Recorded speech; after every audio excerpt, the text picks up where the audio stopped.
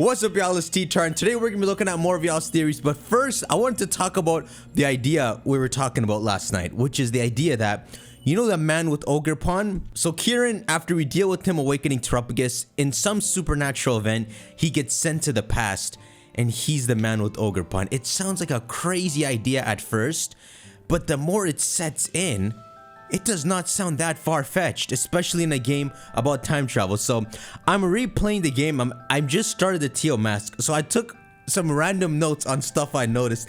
If we were to imagine this is true, yeah, I'm so intrigued by this theory. I hopefully some of y'all are talking about it too. Actually, before we get to this, I did have a second revelation about this idea as well, right? This is kind of crazy. So we fight Kieran in Area 0. So if Terupagus were to send him to the past, he would be in the same general vicinity just back then. And the man who's with ogre pawn is said to have come from a faraway land with terra crystals. You imagine he got ogre pawn from where he came from and then went to Kitakami. So ogre pawn would have been somewhere in Area 0. And also Kieran having terra crystals, not only is he in Area 0 back then to gather them, but two, he more than anyone would have special terrestrial crystals. So check this out, right? I always wondered, when I read the original story of the man with ogre pawn, why did he go to Kitakami? So the whole story with the man in ogre pawn is that the man too apparently is ugly or something, that he has to wear a mask as well. The people in the village don't like how the man looks as well. So they don't like the man's appearance and ogre pawn's appearance. But they just want to belong somewhere, right? So don't you think if Kitakami didn't want them, they would just go to other places? So the idea I came to back then when I read the story is that the man in ogre pawn already traveled to a bunch of different regions, and they kept getting rejected, that their last stop was just Kitakami. And that's why the story plays out like that. But if you imagine that this man right here, that's Kieran, of course he's going to Kitakami. He's like, I don't know where I am, I'm going home. He goes to Kitakami, the villagers call him and ogre pawn ugly. He goes up to the mountain, and check this out, right? So the person who makes the masks for ogre pawn would be Kieran's ancestor.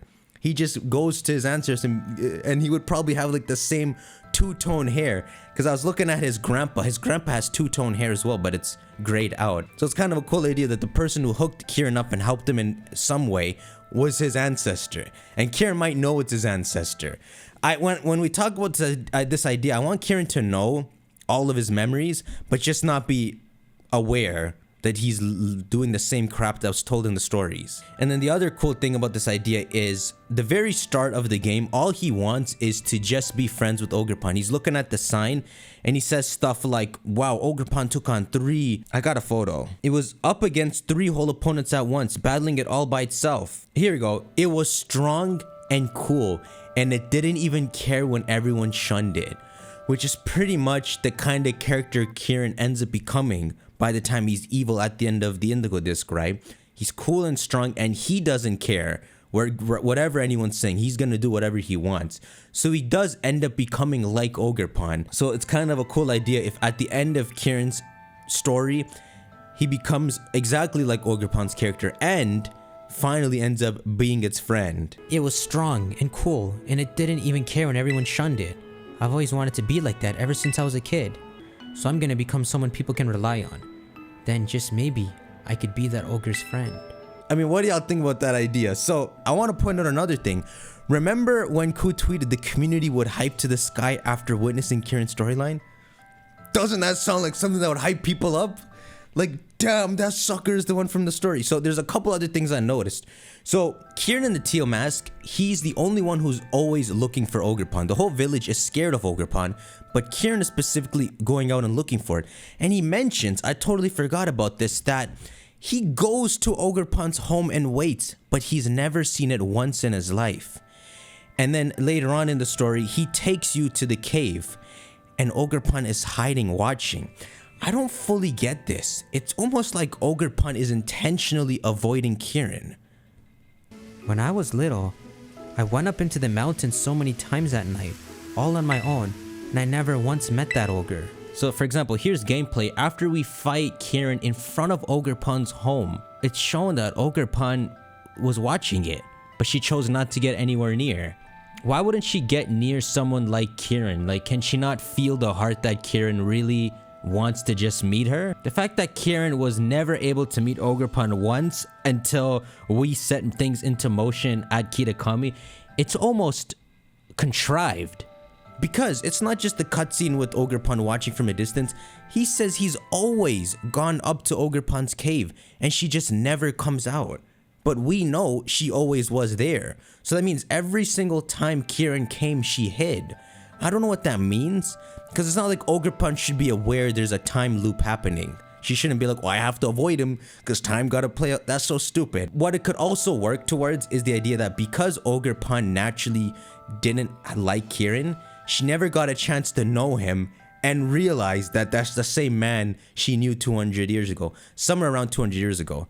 And then last thing I noticed, because this is where I stopped playing. When Kieran takes you inside the cave, he says this line. It's such a small cramped space. You kind of feel bad when you first go in. He says, living alone in a place like this would get pretty miserable, don't you think? So imagine he's saying that, but he's the one who lived in the cave with Ogerpon back then. Yeah, it's cool, man. I'm really hoping that happens. I know it's such a far-fetched theory, but man, I've had so much fun thinking about this theory. All right, let's go to y'all's theories. Let's see if y'all are roasting this idea. Hey, here we go. Kieran time paradox theory. Alright, hi T-Tar. I was watching your most recent video where you discussed the potential of Kieran being in a time paradox and thought of a potential way it could work. What if instead of Kieran time traveling to the past and becoming the man who's friends with Ogerpon, he instead time travels to the past and becomes the kid in the artwork on the signboards in Kitakami who's depicted with the loyal three chasing Ogerpon? This would give more reasoning as to why Ogerpon doesn't want to beat Kieran's Pokemon, as it could recognize him as the human with the loyal three who attacked her and her friend a long time ago. Okay, so the deal with the kid on the signs is that we don't know how Dokutaro works, but it appears if Dokutaro does kind of use a human, that human is like the evil Dokutaro. And so with the issue of making Kieran the original one who jumps Ogerpon 200 years ago, is that it doesn't feel right that after we beat Kieran after he awakens Tropigus, that he's still mad. It feels like we would finally get to him, and even though he doesn't come back, that he gets a change of heart. Could you imagine, like, he's still mad in the past and still chasing Ogerpon? It just doesn't have good taste to it. I like the idea of looking at the man with Ogerpon as Kieran because it feels like he's regretful. And you know, in a very weird way, I just freaking thought of this now. This would be like a reverse of the Uranoshimako story. So you know, that story is pretty much this dude gets time traveled and he ends up in the future and he's so sad because everyone he knows is gone. They're in the past, they're dead. So for Kieran here, it's like he got freaking time traveled backwards and everyone he knows is gone. He does like his sister. He, in a sense, does like everyone, especially when you play the early game. He was just consumed and thinking he wanted to do things all by himself, but now it's all too gone. And just like the guy from that Japanese myth, he's alone and he can't go back. So it's kind of cool that he just picks up Ogerpon and takes care of it. Sadanturo to Heat to Sadanturo. Hey T-Tar, I was thinking that they don't tell us much about who or what Heat talked to in Area Zero. So my theory is since the games are paradox themed, he was talking to someone who didn't exist yet, aka the professor from the game. So Sadanturo gave him the information so Heat can write it down, and then later they discovered in the books and the loop continues. So essentially when you flip through the Scarlet and Violet book and you see that equation page that it came from Sadanturo. So it'd be a time loop because the pages that inspire Sadanturo to make the time machine are their own notes from a time loop. So that could work. But this is actually an early idea we were thinking about around the time Scarlet and Violet first came out. So I guess since I'm just used to this idea, I'd rather it not be this. Alright, make sure y'all shank that like button. I'm gonna look at more of y'all's ideas later today, so check back in 2 days, y'all. I'll see y'all there. Take care.